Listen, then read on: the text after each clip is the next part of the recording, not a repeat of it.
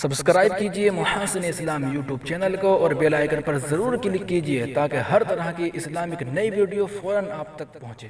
السلام علیکم ورحمۃ اللہ وبرکاتہ۔ بر صغیر کے ممتاز عالم دین، مناظر اسلام، وکیل احناف، ترجمان دیوبند حضرت اقدس مولانا سید طاہر حسین صاحب گیاوی دامت برکاتہم العالیہ ان دنوں سخت علیل ہیں۔